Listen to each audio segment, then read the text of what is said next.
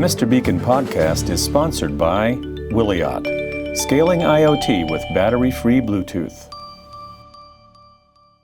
Welcome to the Mr. Beacon podcast. Wonderful to have you back. We've all been going through something that's united us, I guess, with this COVID lockdown, and that context is really informing this episode. So I'm really pleased to have Nathan Dunn, CEO of BlueCats, back on the podcast for the third time. Nathan, welcome back. Thanks, Steve. Thanks for having me. And we're going to be talking about contact tracing, ultra-wideband, and Bluetooth. And we've done something that has never, ever been done on this show before, and it was your idea. So I really appreciate your suggestion. A lot of the time we're kind of spitballing and probing into theoretical analysis of solutions. But you suggested that rather than talking theoretically about your ultra-wideband contact tracing solution, that I actually try it out. And so I was really delighted to get a medium-sized cardboard box, which had everything I needed to implement a contact tracing solution for our modest-sized field office here in San Diego. So, great idea. That was probably empty at the time. It didn't have anyone to contact trace, but you get the point. Well, actually, it did. It did. You know, we're like everyone, you have to find a way of continuing, and we've tried to have like serialized access to the office, and it just doesn't work. There's too much to be done. We've got maybe a dozen people, and I wasn't expecting to have to actually use it for real, but we did, and I have to say it worked great. And it's the first time I've actually played with ultra wideband myself, and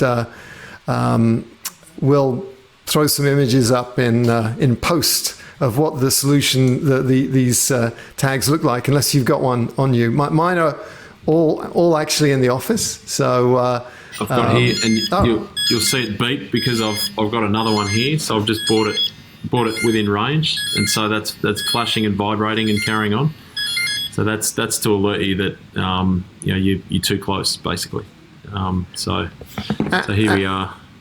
And it was the simplicity that I loved. So basically, everyone gets to wear one of those when they come in the office. They tap their HID ID card on a kiosk with a tablet, so they can then automatically associate who they are with which of those devices they're wearing. And even if you didn't do that, you can just put one on your belt, and it reminds you in a very reliable way if you're too close to someone. And it's really as simple as that. My experience was that it was forgiving enough that if you were walking past someone in the corridor, that you didn't get an annoying beep. Yep. But it was precise enough that if you were more than, 5-10 seconds, sort of in stationary, too close to someone, that it would start making that noise, and it was enough to just remind people that they need to back off a little bit and stay a safe distance apart. So, we talk a lot about how precise ultra-wideband is, and there's obviously many applications for it. But this seems like an ideal application. And what I appreciated about it, because like everyone running in a time deficit, it was very quick to set up. So you just basically plug in this base station that talks to everything, and connect the kiosk to the Wi-Fi, and then plug the charger in that keeps those devices charged up between uses, and it was all off and going. And so it took me, I think, about an hour to commission the whole thing. So yep. Congratulations. How's business with that? All by design. Yeah. Look, it's good. It's been a very interesting time. And this is the last product that I thought the next time I was on your show that we'd be talking about. And you know, the simple proposition with what we've created is, and I think technology can play a huge role in allowing people to get back to work or get back together. Because there's two aspects to this solution. One is, as you've seen and as you've described, the real-time enforcement of social distancing. And so it's just that gentle reminder, hey, you're too close. And you know, in an office, in a work environment, and certainly in a construction environment, you until you're wearing something like this, you don't really appreciate how close you're actually getting to people. And so it was very important that yes, it was simple to set up, and you know, there was that live feedback. But the other important aspect of it is that association of the tag to an individual, which can be completely anonymous. So you know, the version that you received was a kiosk with an HID card reader. Within our platform, we associate the ID of whatever card was tapped with the tag that was taken, and so there's no personal information on our side of it. And where that's important is that you know, if you're looking at as it relates to contact tracing for COVID, it's approximately a 14-day window that you need to historically go back. And there's ranges of different definitions of a contact event. I think the consistent one globally is sub 1.5 metres or 6 feet, give or take, for 15 minutes cumulative over the course of a week. And so it's very important to have that association with something that you can link back to an individual and the tag, because they may have worn a different tag every day during that 14-day period. So there's a lot of solutions that were kicked out the door very, very quickly in COVID, UWB solutions that will give you that ranging, but you don't have that association aspect of it. And so we provide the opportunity to, if you're querying a particular individual, we're reporting on that individual and the contact events regardless of how many tags were involved on either side of that transaction. And the ease of the setup really gets back to this solution is tag to tag, and so there's no reference to where are you in the physical space, where did that occur. Now that's possible with further iterations of fixed tags. We can get onto that architecture later on, but the concept is very, very simple. The tag, there we go. It's just gone off again. I think there's another tag over here. Each tag will log when another tag comes within range and how long that contact event lasted. We can store 100,000 of those contact events locally on each tag, and then via Bluetooth, via our gateway, which that's the spaceship I think you're referring to. Mm-hmm. Any tag that comes within 100 metres of that via Bluetooth will receive a command to upload any events that are stored. So the ability to accommodate that automated logging of those events. Think about vast sites where you don't need coverage at all times. You're just covering maybe the choke points, and so a tag can go about its business, record any events, and then upload. And then it sits within our cloud platform, and if no one tests positive, no one has to log in and no one has to know. But if you do, within a minute, you know every single individual who was less than 1.5 metres of someone. And so the operational benefit of that has been phenomenal, particularly when you look at construction sites that have thousands of people. All they can do at the moment is sideline a whole shift or work half shifts. It's a very efficient solution. There's a number of aspects. One is preventative, so you're stopping people, you're helping to reduce the chance that someone will be close to another person for a sustained way. The other one is simply doing the follow-up and making sure that people who have been exposed unknowingly can get help and be aware. But also, I guess the big ROI is around, and you see it in schools where they don't have these systems. Someone gets sick, and then there's all these swathes of people who can't come in and they can't work. So that productivity aspect has got to be a big part of the value, I imagine. It is, and I mean the way we're seeing it is, this is a physical insurance policy. So we all have insurance, and if you don't have a flood, it doesn't mean you don't renew your insurance for next year. And this is certainly as we move into a vaccine. Some people are of the opinion of there's a vaccine, we don't need to worry about, we don't need to invest in anything, and I think that's problematic on a number of levels because just the sheer logistics of vaccinating everyone, it's going to take quite some time. Not everyone is going to take the vaccine, so we're going to enter a world where workplaces need to manage. Some people are going to be vaccinated, some people aren't. It's a struggle getting people to wear masks. Are you going to insist that they get vaccinated? You can't do that. So this level of, visibility or traceability, I think, is a cost of doing business moving forward. And so that's the duty of care aspect from an employer or a workplace standpoint. The other aspect of it is it's a visual, indicator to workers that, hey, we've got your back. Feel comfortable coming back together. We're also doing a lot of work in the event space for large-scale conferences looking to reopen again.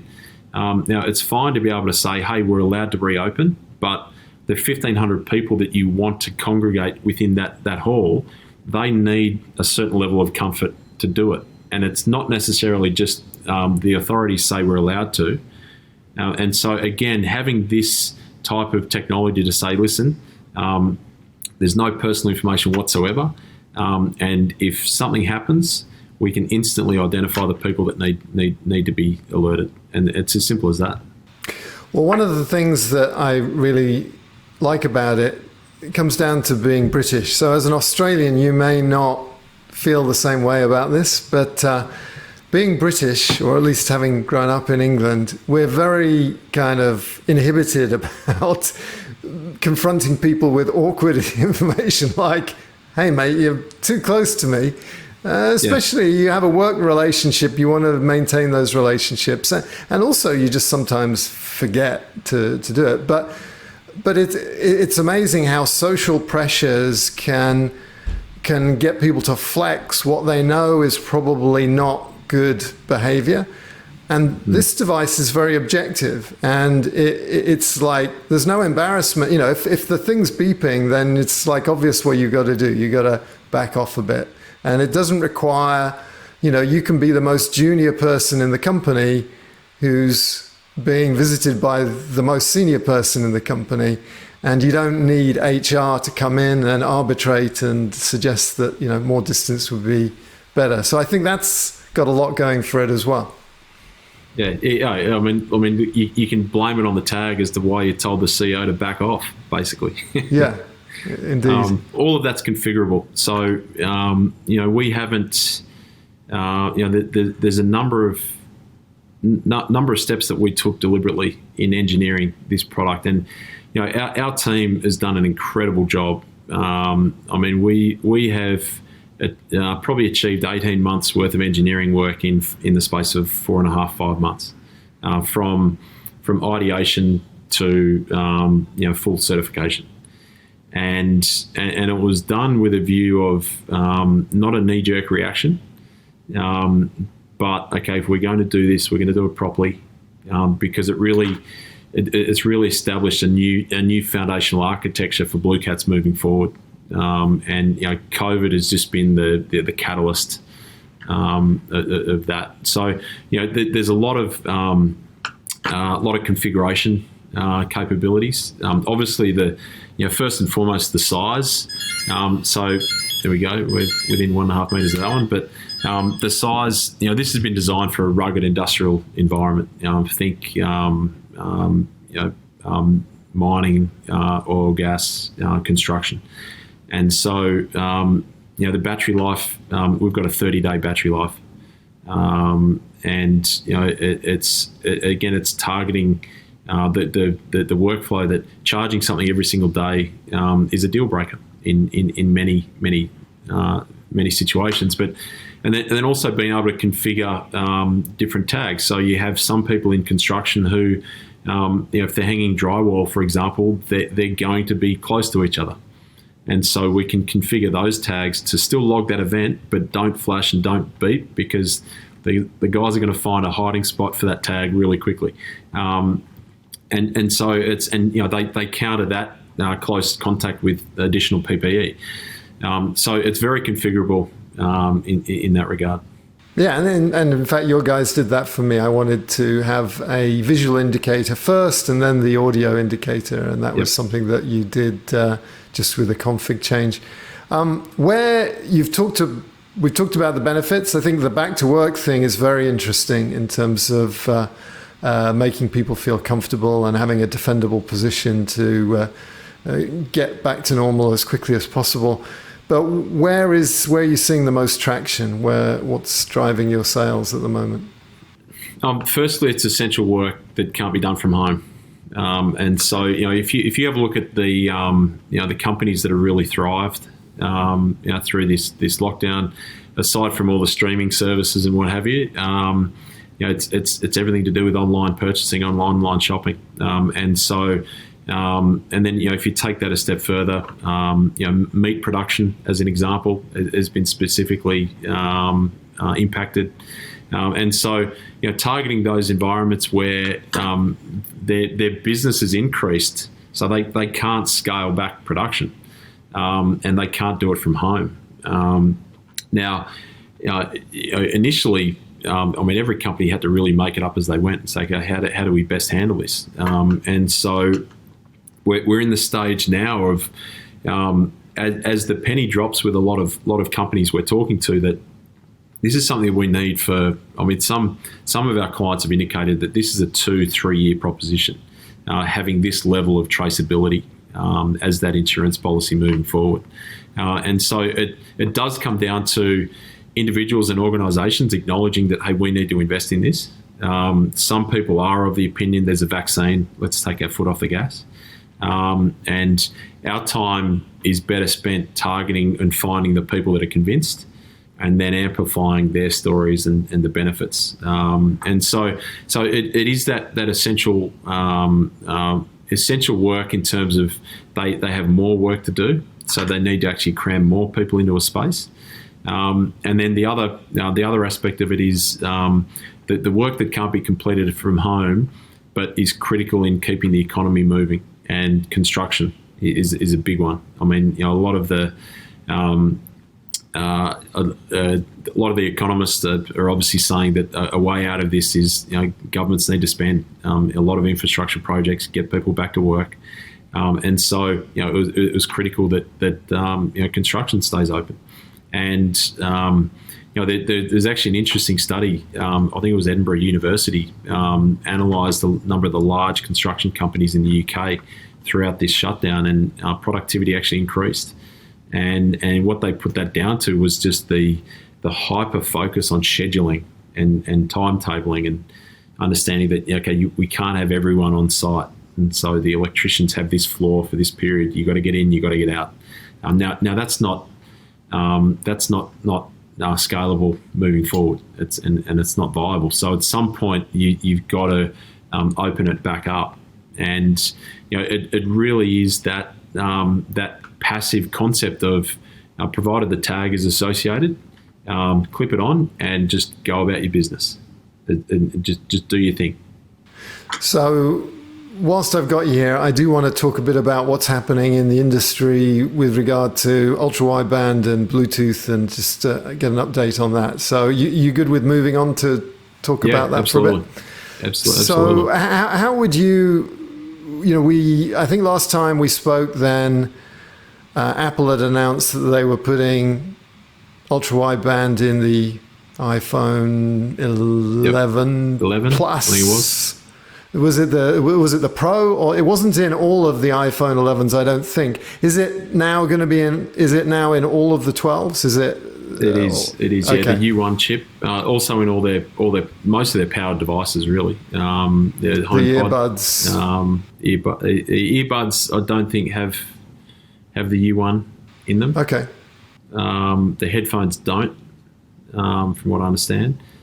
But look, it's as we said, the seismic shift really was way back in the standards meeting when 5 Samsung representatives and 5 Apple representatives walked in and sat in the front row. And I think we have there's a standard which is now authored, which obviously the focus there is to lay the foundation for that interoperability piece that is so critical to this. Because on one hand, it's a bit of an arms race, but as we all know, interoperability needs to exist, and so that that standard has been authored. There's a number of working consortiums, the UWB Alliance, FIRA, which we're actually members of, and FIRA is doing a fantastic job from the perspective of on a technical side of things, and also from a marketing and branding side of things, getting everyone at the table and really trying to articulate what are the use cases, where is all this headed, and how do we further the overall cause of UWB. So the foundations are well and truly being laid. We've seen Samsung come out with their smart tag, with the UWB version coming later this year. And I think from the tag perspective, I know Tiles flagged their UWB version and the elusive Air tags from Apple. I think power management is really the thing that needs to be, I suppose, dealt with when it comes to those tags, because as we know, the two-way ranging element of UWB is quite power intensive. So I would hazard a guess that the reason that when we don't see Air tags and other tags is that putting UWB in is one thing, achieving a respectable battery life and just an operating profile, that's a completely different proposition. So do developers have access to these UWB radios? Is that how Tile is going to be doing its thing, or is that all locked down? It's locked down at this stage. Obviously Android is generally more open than Apple ever is. But a select few are starting to have visibility to those SDKs, and look, that's really where we're focusing on creating an environment that when access is available, then any of the smart devices get introduced into an environment, and they can perform just the way a tag would perform today. And the use cases and just the possibilities are amazing, and with the level of accuracy that you can achieve, and it's really that future that BLE beacons kind of hinted at way back when, but Bluetooth is near enough, is good enough. UWB is spot on, and I mean the best description I heard was from I think another company penned it was BLE's guessing, UWB's measuring, and that's probably a good way to sum it up. But there's absolutely a role for both. And I'll give you one example. You preempted me. I was going to try and get you to say this is going to be the death of Bluetooth, but you're not saying that. Okay. No. Well, and look, I think it'll be the death of Bluetooth being used where it shouldn't be used, or where it's not effective. And on a contact tracing, there's a number of Bluetooth solutions that have gained quite a lot of traction, and the price point is there, but you get you're guessing. You don't have that level of accuracy. And look, Bluetooth's not going away by any stretch. And I mean, part of the efficiencies that we can achieve with our safety tag is courtesy of Bluetooth. So we use Bluetooth in these tags to sense other tags that might be in the vicinity, and then the UWB module locks onto just those tags.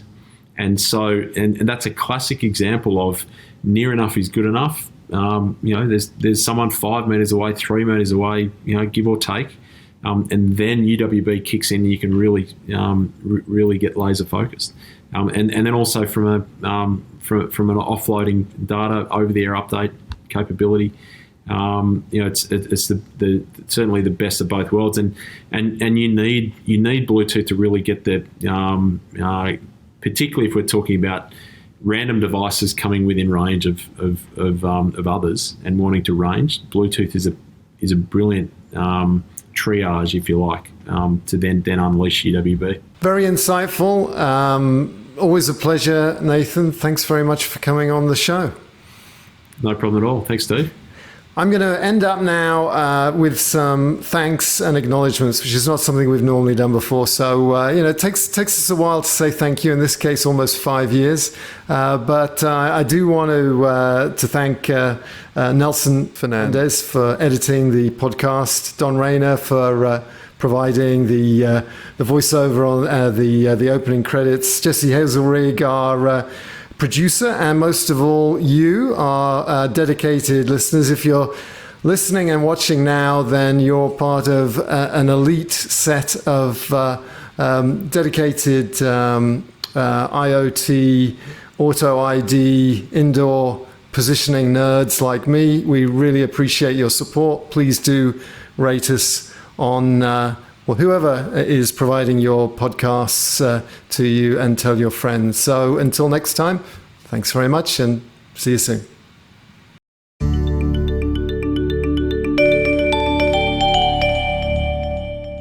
I don't know whether you've been thinking about music, but actually what I've started to do is ask my guests a bit about their careers, their lives, because I think it's kind of interesting for people to understand a bit about the people behind the technology. So, if you don't mind, I'll start off with that. Yeah. Look, I'm certainly living the advice of, if you're the smartest person in the room, then you're in the wrong room. I'm rarely the smartest person in any of our rooms, and I'm happy to acknowledge that. So my background isn't technology. I was actually I've been involved in a number of ideas, trying to put TV screens in the back of headrests in cabs here in Sydney. All well before tablets, so it was an absolute nightmare from a technology standpoint. It was before any decent coverage or anything like that, but there was certainly that desire to do something in technology. And then the way BlueCats really started was wanting to track shopping carts moving around a grocery store. And I was actually working at Kellogg's. I was in marketing at Kellogg's, so understanding just the sheer amount of dollars spent in and around that environment from a marketing standpoint, and even to this day, people have no idea how people physically shop and how they react to a store layout, and so we got thinking about just consistently tracking the journey of people through a store, and to do that we needed some robust tracking technology. And so this was in 2009, and that led us to a company called Time Domain, based in Huntsville, Alabama, who turned out to be the original pioneers of ultra wideband. And then through various opportunities and part of the journey, we ended up buying the technology out of Time Domain, which became Plus Location Systems.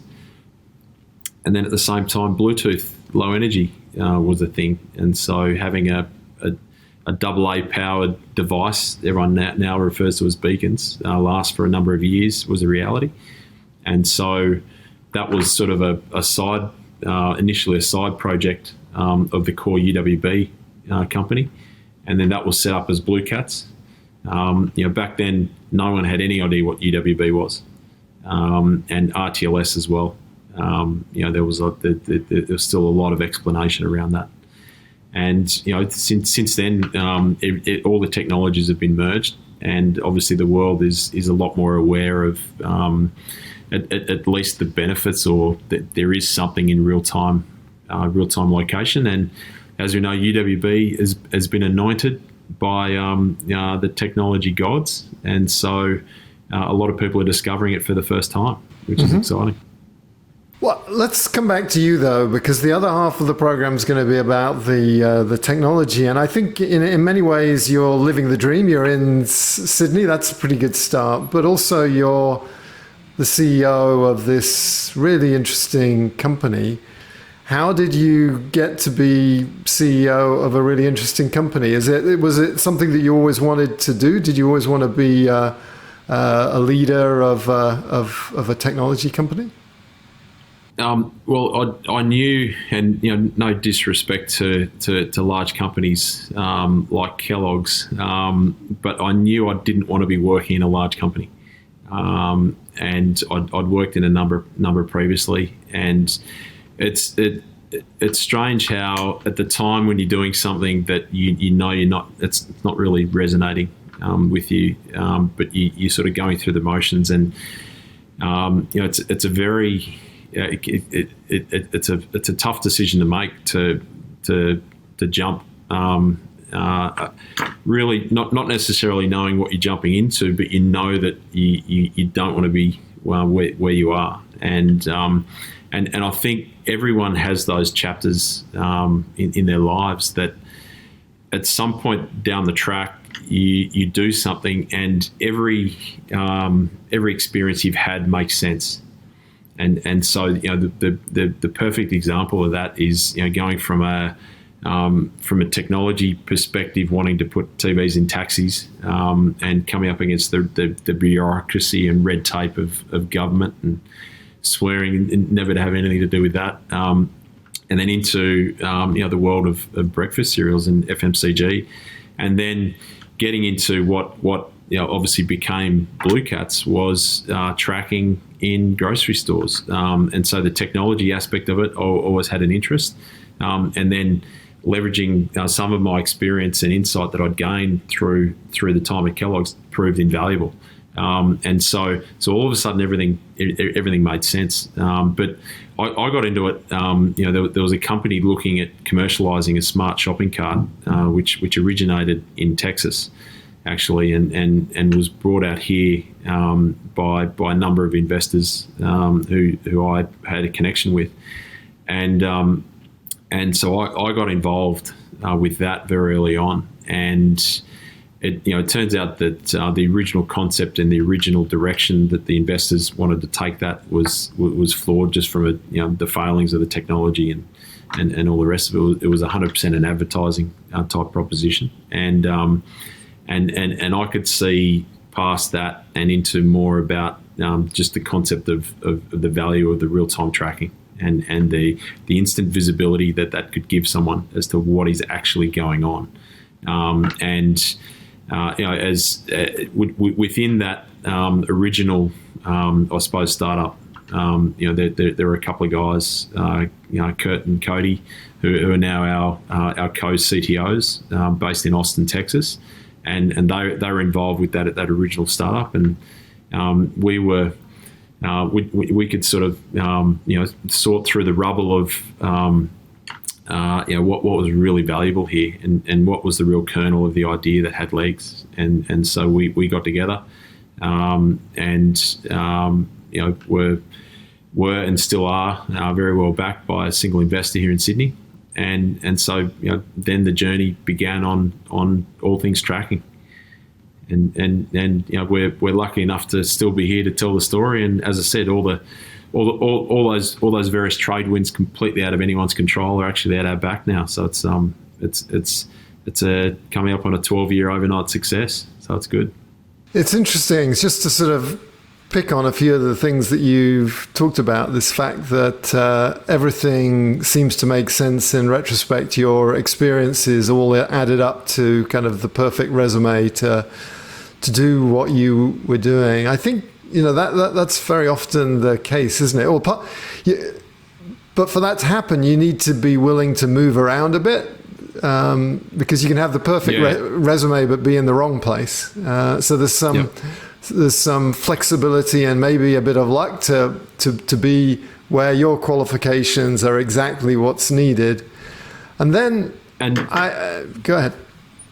Oh, I was going to say, sorry, interrupting. It's a fine line as well, and I think younger generations today, on one hand, the older generation are sort of looking at younger generations and saying that they're impatient, but at the same time, it's you don't work with an objective of getting a gold watch on your retirement with the one company anymore. But it is a fine line between reading the tea leaves and saying I shouldn't be here, and focusing on the fact that I am here, so let's get everything I can out of it, and at some point that'll pay off. And when we've had a number of people leave us, and not a lot, to be honest. We've been very fortunate. We've had very low turnover over the years, but people that have gone to other careers and other jobs, are very apprehensive having that discussion and saying, "Hey, I'm leaving." My first reaction with everyone is congratulations for making the decision, because it is such a big decision, and making that decision sometimes is half the effort. Yeah, and sometimes, not in your case, I guess, but sometimes it takes getting fired to get you to laid off. There's a downsizing or whatever, and that can seem like a tragedy. And then you look back and you realize, actually, if it weren't for this horrible situation I was in, I might have been seduced into staying in, a suboptimal place. So whether it's being laid off or just not liking your boss or whatever, it's amazing how these bad situations can turn good. But how did you end up, because you're the leader and lots of people want to be the leader, how was it, what are the things with, you're a pretty modest person, but why did you end up being the CEO? Was it because you had a game plan, or was it because you had certain personal qualities? What is it that gets you in that job? Look, I think from the personal quality side of it, as I said, I'm not an engineer, I'm not a developer, and so everyone gets nervous and everyone's an introvert at some point, but I'm comfortable talking to people, and so I think that's obviously an important role.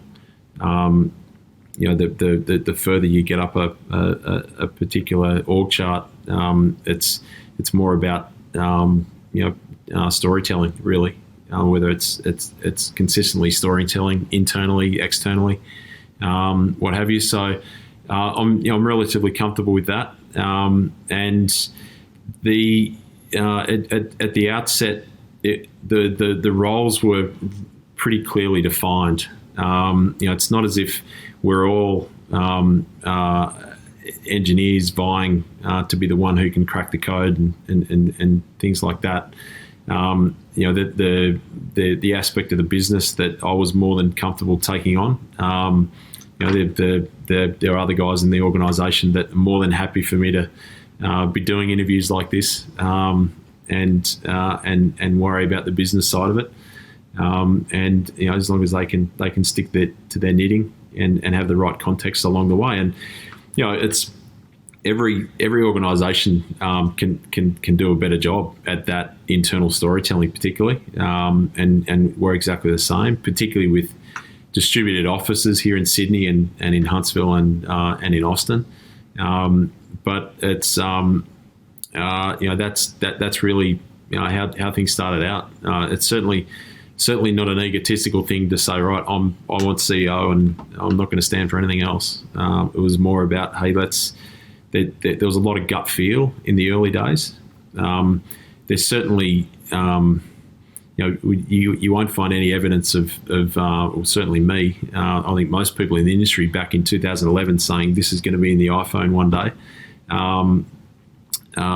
But it's just about being able to choose who you listen to, and then at some point you've got to pick your line and run it. And that's what we've done. And as I said, we've been fortunate enough to remain very agile and be well funded, and we're still here to take advantage of it. So do you think being less technical than the other founders, your CTOs, has that helped in being more objective? Because I feel like being a leader in a technology company is super challenging. There's just so much to understand in terms of the market and all the technical decisions that impact the business. And it can get really complicated. And it seems like most of the good CEOs that I've known is they manage to boil things down into something simple that they can tell a story around and actually take a decision around. Is actually being less technical helpful when you're in your position? It certainly helps from the perspective of that storytelling. And it's, look, don't get me wrong, it's still very difficult to approach a particular industry or an opportunity from a very technical standpoint and be able to cut through all the noise and just say, no, here's what we've got to do. But being able to certainly have an appreciation just through sheer technical naivety or ignorance on my part, to be able to just focus on, okay, well, hang on, where do we want to be going, and whose problem are we solving? And again, everyone can get better at that. We're getting over time. We're getting better at it. One negative to not being that technical is obviously not being able to look at the engineering team and say, you guys said 6 weeks. There's no way in the world that's only going to take 2.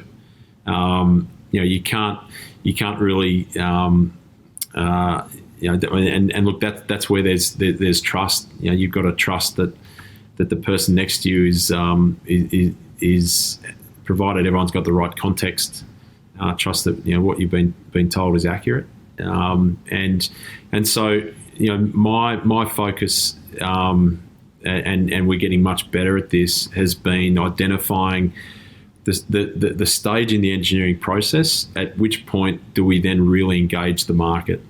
It's a bit of a balancing act, because you don't want to pick a large customer and say, we'll make whatever you want, because then you're effectively an outsourced dev house and you end up with something that only that customer needs. And then at the stroke of a pen, their leadership makes a change and you're left with the baggage. So it's a fine line between saying, okay, well, here's what we're going to make, and we reckon the market's going to want this, and saying, right, this is the direction we're going to go. We're going to create a consistent product that will service everyone. And at this point, we jump off when we say, right, let's get a product manager for healthcare, a product manager for construction and for various others. And there's alleged customization when under the hood it's actually a consistent product. And so that's sort of the position we're in right now. We've been able to sort of learn a lot of those processes along the way. So did you get a product manager for those verticals? No, we do. We're actually, I interviewed one last week, and we had got another interview after this. So we're at that stage, and we're engaged with key people that we've identified can represent scale or introduce scale into those verticals. It's about firstly acknowledging who brings what to the table. We bring value. At some point we hand that off and someone else delivers value. And so that's a combination of systems integrators, a combination of our own team going direct, and resellers and things like that. So each one obviously has, there's pros and cons, and there's a lot of support and infrastructure needed around those different models. And so it's just trying to put our best foot forward so that we can stick to what we're good at. And how big is BlueCats now? So we've got 52 people currently. Okay. And it's probably 2/3 in the US, and then the balance here in Sydney. And so we've got all of our we're a completely full stack operation. So everything from antenna design, RF engineers through to board layouts, firmware, hardware design, and then software, both cloud and on-premise, and then mobile as well.